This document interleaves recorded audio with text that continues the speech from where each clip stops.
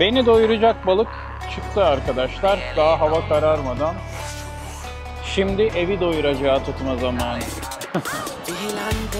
Evet, şimdi de oltamıza pisi balığı geldi arkadaşlar. Hiç beklemiyordum.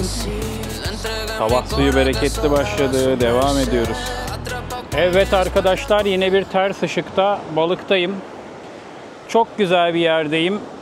Benim evim Urla'da ve bana 1,5 saat mesafede. Yazın her fırsatta ailemle yüzmeye geldiğim ama balık tutmaya hiç gelemediğim bir yere geldim. Karaburun'da Badembükü plajı. Hani bence cennet gibi bir yer. Bozulmamış, etrafında site yok vesaire. Denizi harika, konumu harika. Biraz size göstereyim. Şu karşıda bir tane dalyan var. İnanılmaz güzel bir denizi var. Yazın da gelip burada denize girmeye bayılıyorum. Bu kısım biraz kayalık. Ama hani kayalardan sonra direkt kumluk başlıyor. Şurada. Su çekilmiş. Yazın bunları göremiyordum. Su neredeyse benim oltaların olduğu hizaya geliyordu. Şimdi bu kayalar ortaya çıkmış. Böyle devam ediyor. Bir 50-100 metre ileride bu kayalar bitiyor. Tamamen kumluk bir alan başlıyor. Zaten orada da plaj var. Plajı işletenler var. Çok güzel küçük bir kafe var. Yemekleri çok güzel gözüküyor. Burada da genelde benim gibi karavancılar kalıyor. Yabancı plakalı bir karavan. Burada da benim karavanım ve oltalar var. Geleli daha 1,5 saat civarı oldu. 3-4 tane balık aldım. Ama alıkoyduklarım sadece bir tane pisi balığı ve bir tane lidaki palazı. Bu arada keyfini çıkartmaya devam ediyorum gördüğünüz gibi. Harika bir yer, harika bir deniz. Karşısı açık deniz, Ege.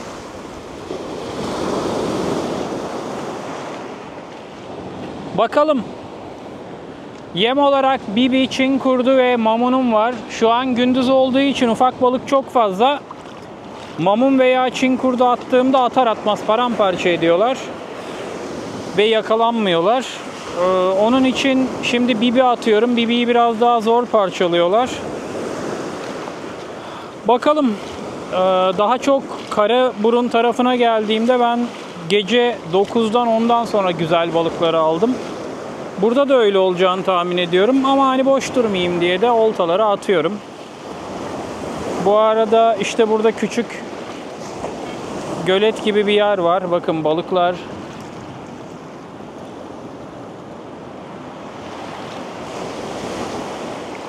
Ufak balıklar, gümüş mü bilmiyorum. Bu arada oltaya vuruş var. Belki sesi duyuyorsunuzdur, alarmın sesini.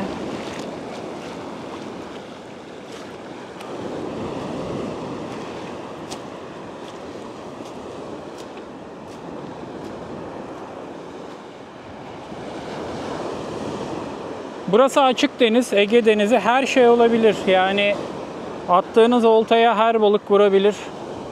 Onun için böyle çok ince takım atmamak lazım, dikkatli olmak lazım. Gece bırakıyorsanız kalamayı açık bırakmak lazım. Buralarda oltaya alıp giden balıklar ben gördüm.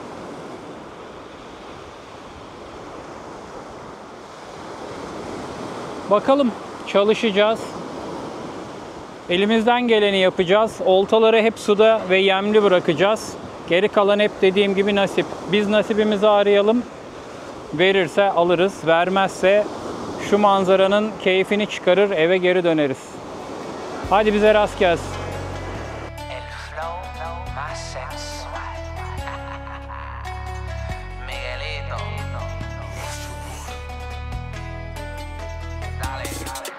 Vigilante del amor que le ofrecí puro sentimiento mi mujer mía.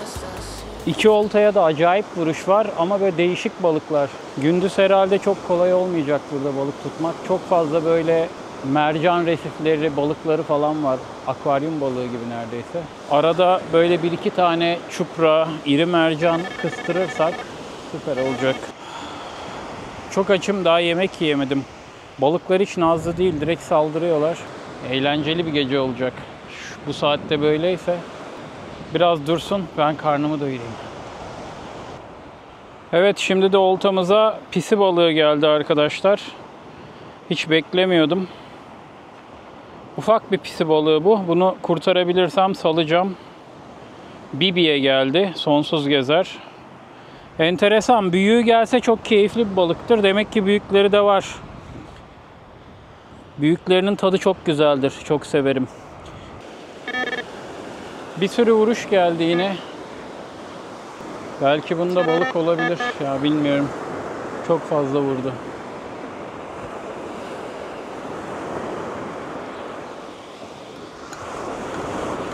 Var galiba, ağır geliyor. Ama yani bu saatte çok kayda değer balık çıkmıyor. Böyle garip garip balıklar çıkıyor. Bakalım yine garip ne geliyor. Bir şey geliyor. Ama ne geliyor? Yok, bu sefer sadece yosun geldi. Alt köstekteki yemi yemişler ama. Ufak balık çok olduğu için bibi taktım. Yoksa Çin kurdu var, mamun var. Anında bitiriyorlar. Yani daha dibe inmeden vuruyorlar, öyle söyleyeyim. Ben bu oltayla uğraşırken diğerine vuruş geldi. Ama şu an onunla ilgilenemeyeceğim. Önce bunu bir toparlayayım, atayım. Bayağı paramparça etmişler. Sanırım hani hava kararına kadar burada böyle kayda değer büyük balık alamayacağım gibi geliyor. Tipik karaburun meraları. Ben genelde karaburun meralarında ondan sonra akşam balık alıyorum, böyle güzel balıklar. Şunu tekrar atacağım.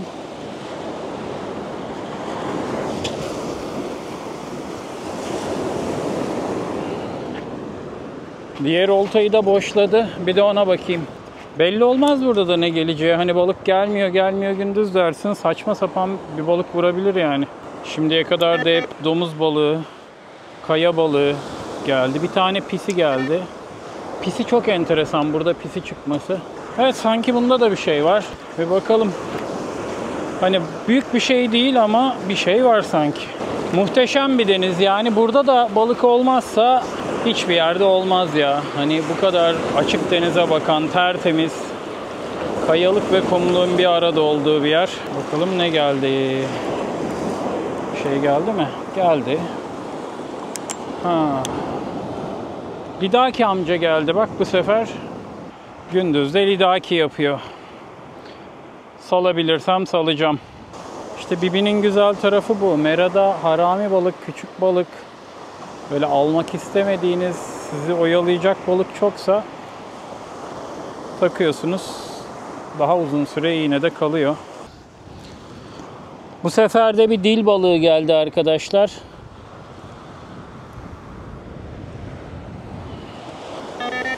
Çok enteresan. Böyle biraz sağa atarsam balık geliyor. Sola atarsam ot geliyor.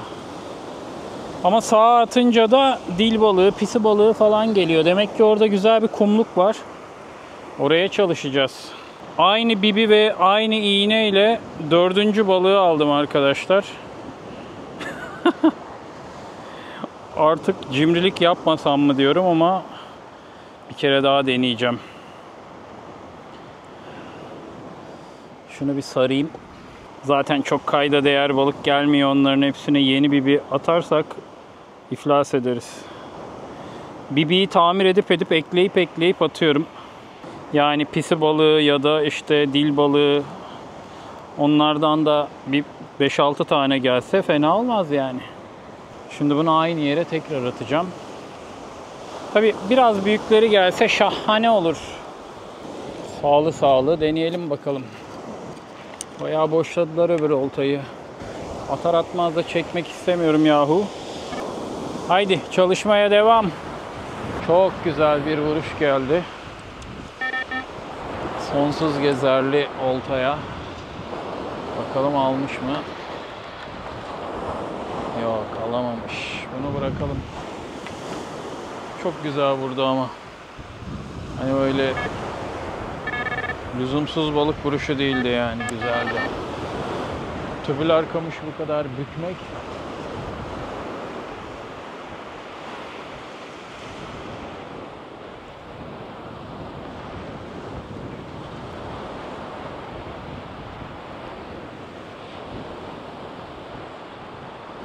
Erken aldım ya, acele ettim. Çok, o kadar güzel vurdu ki kesin yakalandı dedim. Erken aldım ama.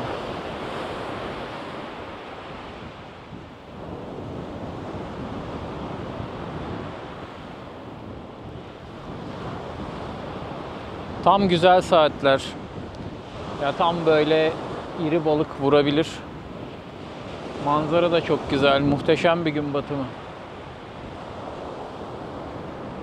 Tam böyle güneş açık denizde batıyor burada. İnanılmaz güzel bir gün batımı izliyoruz.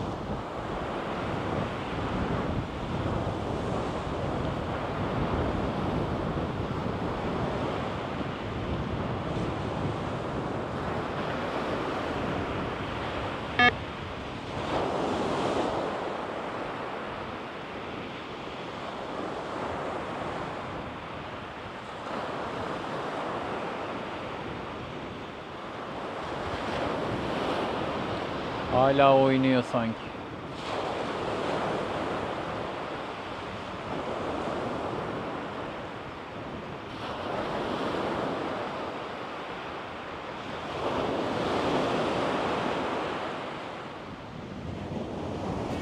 Devam edelim. El flow más sensual. Miguelito. Dale, dale. Vigilante del amor que le ofrecí. Puro sentimiento, mi mujer mía está así. Le entregué mi cora que sobraba a su merced. Atrapado con mi espalda contra la pared. Acariciarte sin lamento, persiguiendo este momento. Dejamos ciegamente navegando por tu cuerpo. Lamiendo mi cuello, me entrego a tu voluntad. Bajo tu hechizo y no me dejas escapar. Inolvidable, inolvidable. Una maravilla que nunca podría negar. Inolvidable. Geliyor bir şey bakalım. Ne geliyor? Havalıklarımıza bir tane daha ek geliyor mudur? Şöyle dalgayla alalım. Bir tane daha lidaki. Lidaki'nin yerini bulduk.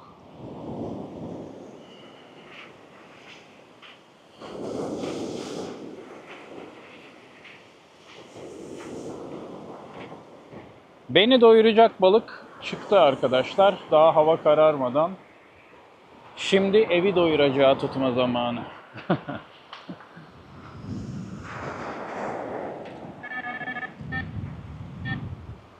Bizim evde kolay doymuyor. Çok seviyorlar balığı. Şimdi Bibi'yi yutmuş.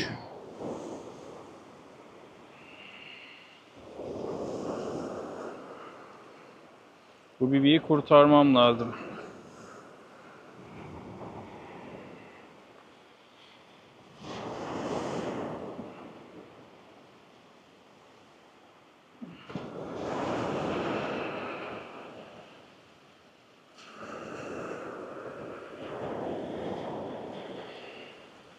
Çok kötü yutmuş.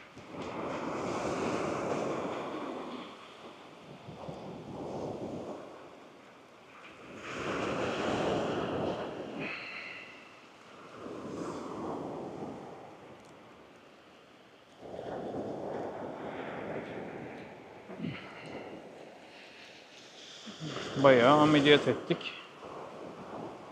Öyle çıktı yani.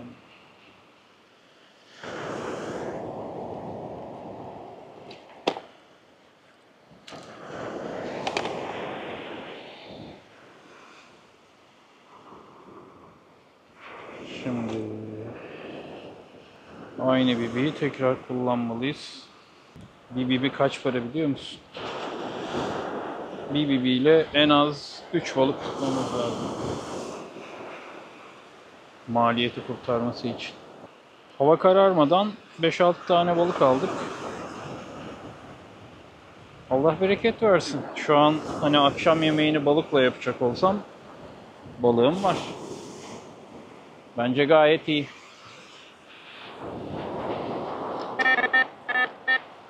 Drone'la fotoğraflar çektim. Tam bulunduğum yerin önünde çok büyük bir otluk var. Onun için hafif sağa kayacağım. Belki karavanı da kaydırırım. Yoksa sol taraftan sürekli ot çekeceğim. Zaten çekiyorum, azıcık anlamıştım. Sağa atmaya çalışıyordum. Ya da böyle çok mesafe atmak gerekiyor. Hiç gerek yok kendini yormaya. Şöyle bir şuraya kayacağım. Orada devam edeceğim. Bayağı vuruyor. Bakalım üstünde mi?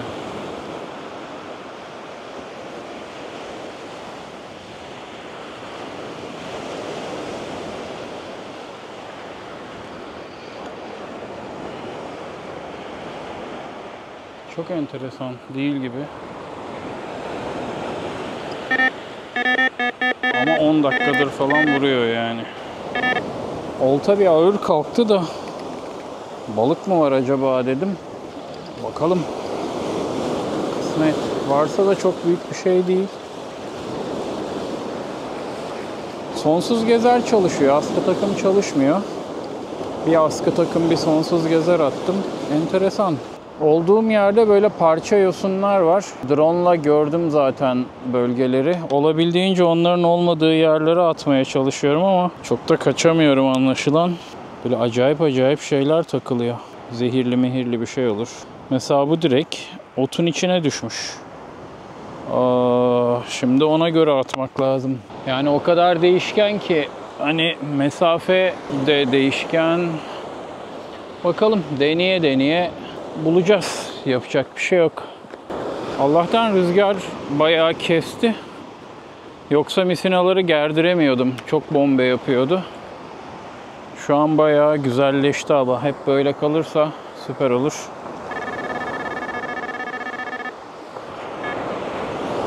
Bunu bayağı sağlı attım. Drone'dan gördüğüm kadarıyla sağ taraf daha boş. İnşallah kumluk bir yere düşmüştür. Güzel bir mera. Seviyorum ben böyle parça otlu ve hani değişik zemini olan yerleri. Çünkü o otların, taşların içinden çok enteresan balıklar çıkabiliyor, trofeler çıkabiliyor. Ama tabii uğraştırıyor. Yani komple kum bir meranın rahatlığı yok. Sık sık çekmek lazım. Kontrol etmek lazım. Bak şu an atar atmaz ufak tefek vuruşlar var. Demek ki güzel bir yere attık.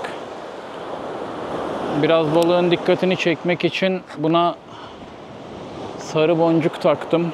Yani drone görüntüsünden tahmin ettiğim kadar otun az olduğu yere atmaya çalışıyorum.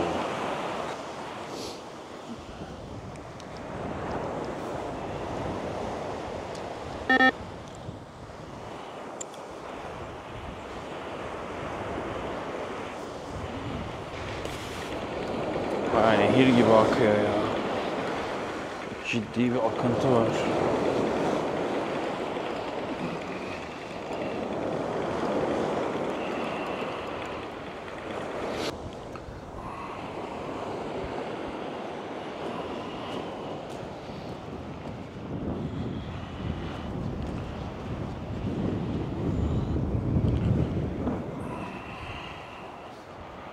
Evet.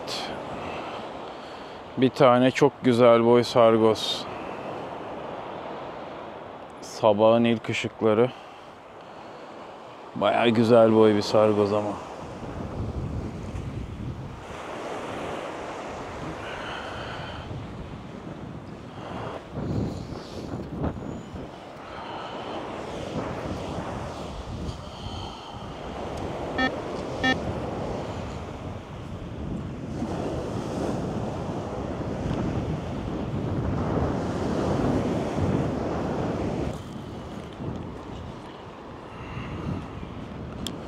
Olta kayaya takılmış. Suya girmem gerekecek. Ayağıma bir şey giyeyim.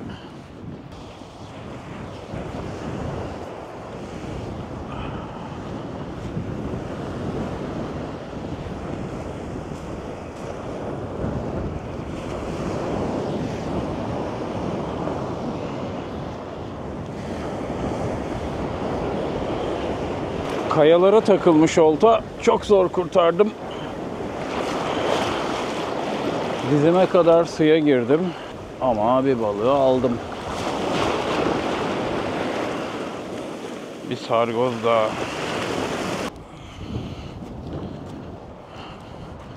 Biraz uyudum. Oltalar sudaydı. İkinci sargoz ama bunu almam çok ciddi zor oldu. Bilmiyorum, görüyor musunuz? Suya girdim. Kayalara takılmıştı. Bunu da aldık. Sabah nasibimiz. Gece ben uyurken sargoz yapmış. Ama bayağı geç saate kadar durdum. Çok geç yapmış. Bir daha buraya gelirsem aklımda olsun. Ki gelirim. Seviyorum burayı. Tesadüfen alabildim aslında bunu. Yani tam kıyıda bir kayaya dolanmış deyip Allah'tan da çok sağlam bir ip attım. Yoksa mümkün değildi bunu almak. O ip oradan çözülmezdi yani.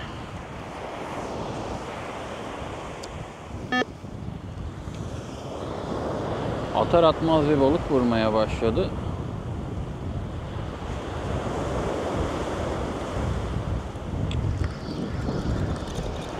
Aldım galiba.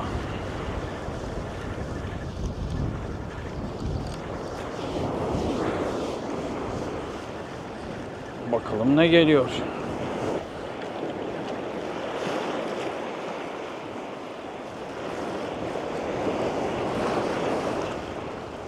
Sabah sabah.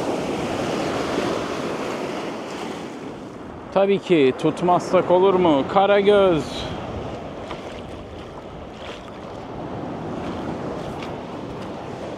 Karagöz başladıysa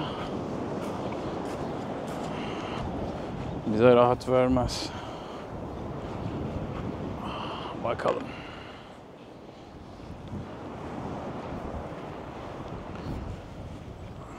İyi boy bir karagöz ama. Yani oltaya atar atmaz balık vurması çok güzel bir şey de daha yeni taktığın Maxi Jumbo Boy BB'ye karagöz basınca o kadar da hoş olmuyor. Diğer yemleri neredeyse hiç denemedim. Mamun Çin kurdu attığımda çok fazla saçma sapan balık geldi. Onun için BB ile devam ettim. Belki diğer yemleri atsam farklı balıklarda alırdık ama neyse.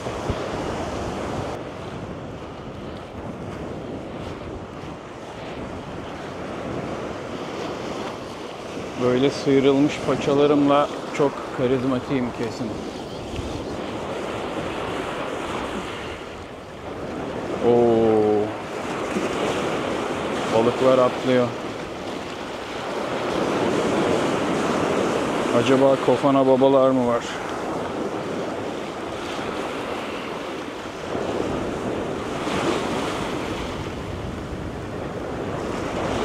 Yine böyle karagöz, lidaki palazı gibi bir şey geliyor sanki. Daha mı büyük yoksa? Bakalım. Evet, biraz daha büyük. Porsiyona yakın bu sefer. Sabah suyu bereketli başladı. Devam ediyoruz.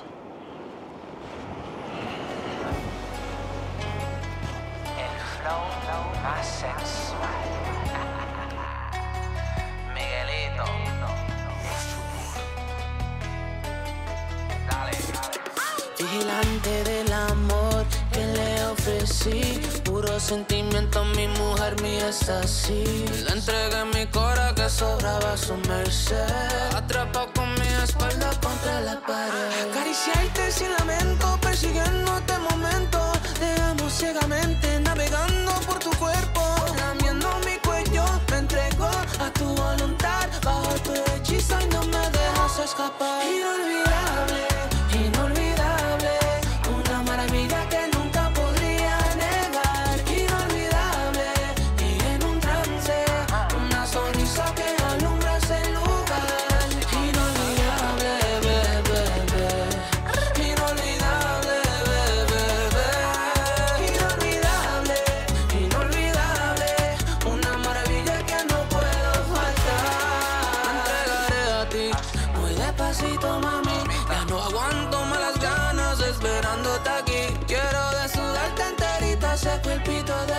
y saborearte lentamente por toda tu piel. Acariciarte sin lamento, persiguiéndote momento. Te amo ciegamente, navegando por tu cuerpo. Lamiendo mi cuello, te entrego a tu voluntad. Bajo tu hechizo. Evet, çok güzel balıklar tuttum. Yani içlerinde bir trafiği yok ama benim için yeterli balıklar. Keyfim yerinde. Onun için şimdi oltaları attım. Balığı çok umursamıyorum. Kendime güzel bir kahvaltı yapacağım.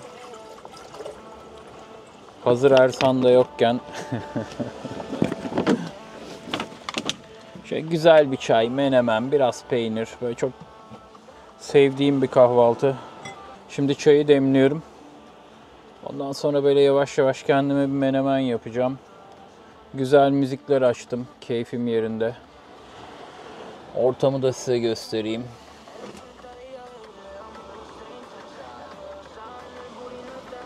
Burada çay demleniyor.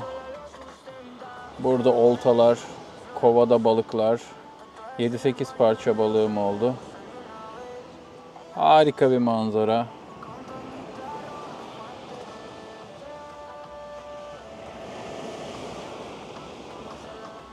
Keyfim yerinde.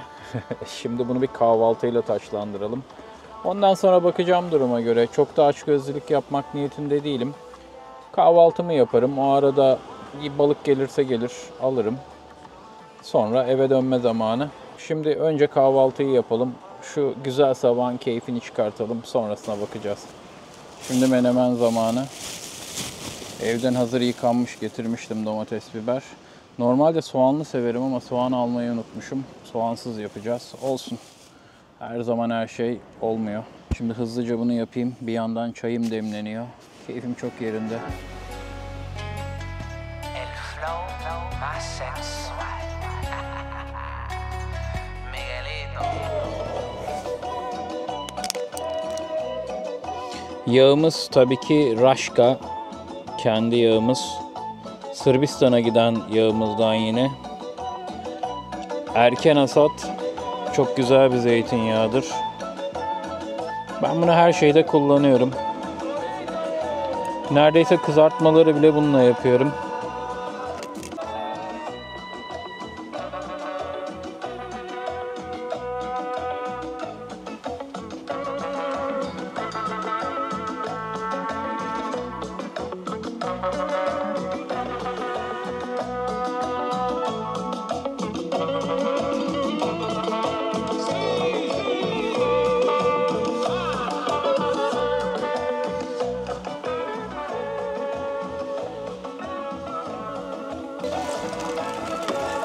Oh, cozur diyor.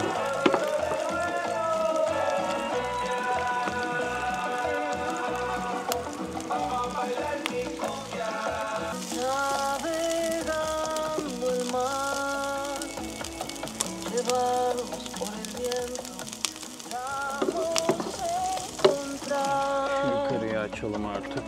el mejor momento para amar. Ben menemende böyle biberi biraz yanık seviyorum. Onun için genelde güzel kavururum biberi. Zaten domatesten çok biber sevenlerdenim. Ve bol biber koyarım. Onu da böyle güzel kızartırım. Yine aynı şeyi yapıyorum.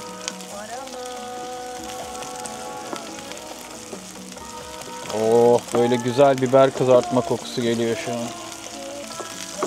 Hemen size de göstereyim.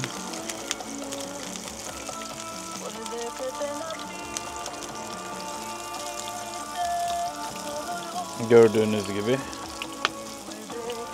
Şimdi bu güzel güzel kızarıyor. Soğanlı yapsaydım karavanın içinde pişiremeyebilirdim. Belki de yapmadığım daha iyi oldu. Dışarıda çünkü çok rüzgar var. Şimdi domatesi ekliyorum. Hani size menemen tarifi verecek değilim. Bu kadar basit bir şey. Herkesin bildiği bir şey. Türkiye'deyiz. Abi menemen tarifi de vermeyeyim. Hani enteresan değişik bir şey olur ama içine çok ekstra bir şeyler katarsın. O zaman anlarım. Tuzsuz olmaz. Menemen çok tuz kaldırır. Daha içine yumurta da koyacağımız için. Karabiber kesinlikle gider. Karabiber hem her türlü yumurtada hem menemende çok güzel gidiyor. Biraz da böyle varsa ben şeyi seviyorum. Kekik, fesleğen tarzı bitkiler koymayı. Şu an kuru fesleğen var. Ondan da bol bol koyuyorum. Bir tane Tunuslu arkadaşım öğretmişti. Onlar menemenin içine kimyon koyuyorlar. Çok hoşuma gitmişti. Şimdi ben de biraz kimyon koyuyorum. Çok az acı biber.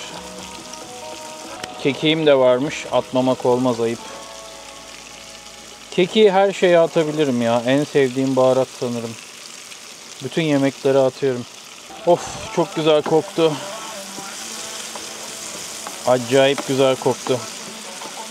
Keşke kokuyu da çekebilsem size. Yağımız çok iyi. Biraz daha dökeceğim. Bol yağlı olsun. Sabahları zeytinyağına ekmek banarız ya. Onu menemende yapmak istiyorum. Latin müzikleri eşliğinde Türk menemeni. Yaşam tarzımız. Latin müzikleri bizim enerjimize çok uyuyor bence. Biz de böyle onlar gibi neşeli, pozitif, eğlenmeyi seven insanlarız. Dans etmeyi de seviyoruz. Çok beceremesem de. Of, çok güzel oldu. Yine size göstermeliyim.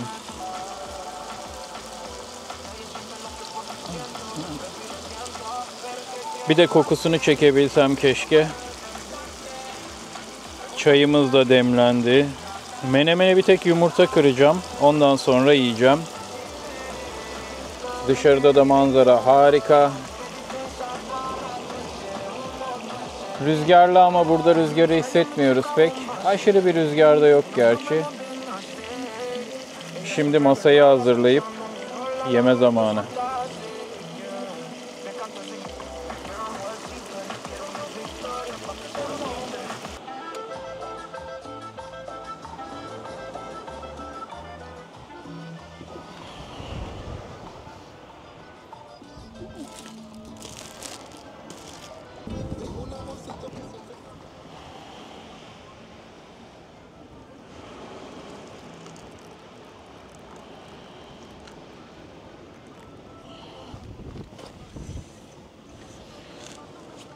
Rüzgar gittikçe artıyor. Çayı bile koyarken uçuştu, görmüşsünüzdür. Onun için böyle çok teferruatlı bir kahvaltı yapmayacağım. Zaten menemenin içinde her şey var. Menemen çayı yeterli. Şimdi bunu ekmekle, elle dalıp yiyip sonra da ufak ufak ortalığı toplarım. Çünkü hava yükseliyor dediğim gibi. O havaya kalmadan, keyfimiz kaçmadan gitmek en iyisi. Yeterince balık aldık. Çok açgözlülüğün de lüzumu yok. Hadi bana afiyet olsun.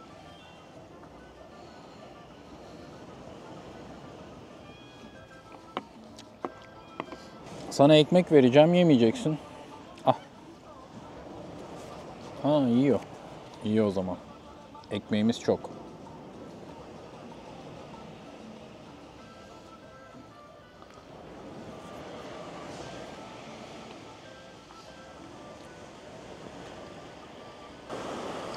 Oltaları tanıtayım biraz. Yuki Neux Class Z. İkisi de aynı.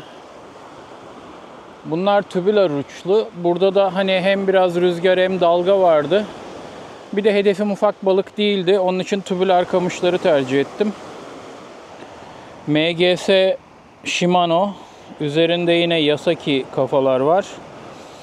İp olarak burada sağlam bir ip tercih ettim. Whiplash kullanıyorum. Ucunda 23-57 taper var. İyi ki de bunu kullanmışım. Gece uyurken suda bıraktığım bir olta sabah kalktığımda kayalara dolanmıştı.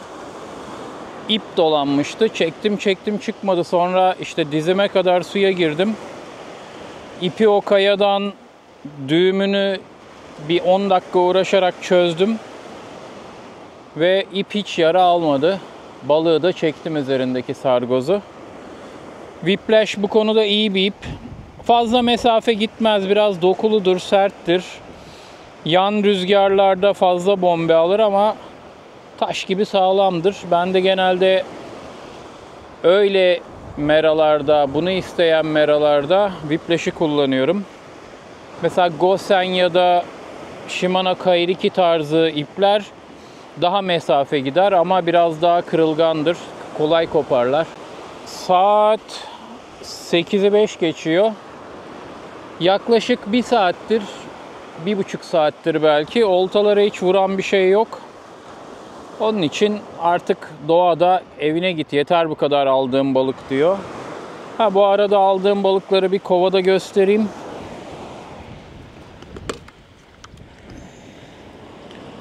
Yani altta dil balığı, pisi balığı da var. Sanırım 7 tane balık var ya da 8, bilmiyorum, 7 olması lazım. Güzel, bizim evi doyurur. Allah bereket versin. Ufak ufak toparlanıp gidelim. Bu arada kullandığım ve verim aldığım takım Sisi aparatlı Sonsuz Gezer. Bunu asansör takımla karıştırmayın. Asansör takım çok basit. Bedenin üzerine tek köstek bağlanan sabit bir köstektir. Bu öyle değil. Bu geziyor. Ucunda 1,5-2 metreye yakın köstek var. Balık yemi yokladığında bir de burada o kösteğin gezme payı oluyor. Özellikle çupra gibi böyle yemle oynayan, şüphelenen balıklarda daha çok işe yarıyor. Balık ağzına alıp ya da yutup giderken anlıyor oltada olduğunu. En çok verimi bu merada bu takımla aldım. Uzun köstekli askı takım Paternoster de denedim. Bayağı uzun köstekler attım. Hatta uzun, ya 1 metrenin üzerindeydi. Birisi de hırsızdı kösteklerin. Yani onunla da balık aldım ama esas verimi gezerle aldım. Meraya göre değişiyor. Bazı yerlerde de gezere yakalanmıyor balıklar. Bir şekilde bu esneme payından dolayı tasma istiyor. Nazlıysa belki balıklar, ama balık nazlı değilse, yemi ağzına alıyorsa ve yutuyorsa, dudağının ucuyla çok oynamıyorsa bu takım çok iş yapıyor. Bugünün şampiyonu Sisi aparatlı Sonsuz Gezer. Bir tane iri boy sargoz.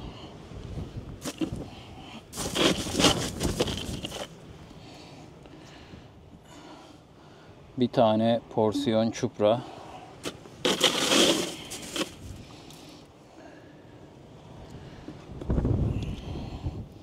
Bir tane daha iri boy sargoz.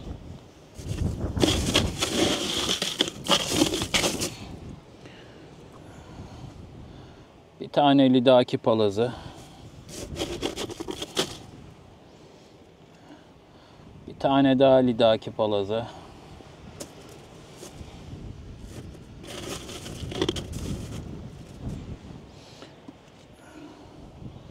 Bir tane güzel boy karagöz.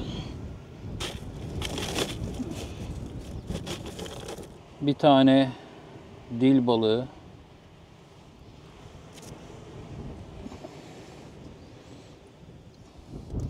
Bir tane pisi balığı. Yani dil ve pisiyi almayabilirdim. Ama ırk sebebiyle iğneyi çok yutan hayvanlar. Kalkan avında da hep aynı şey oluyor. Yani küçük geliyor, almak istemiyorsun ama öyle bir yutuyor ki mecburiyetten alıyorsun. Biraz öyle oldu. Neyse, balıklarımızı aldık. Buzluğa koyduk. Artık yola çıkma zamanı. Ben akşam evdekileri bununla doyururum. Yeterli. Görüşmek üzere.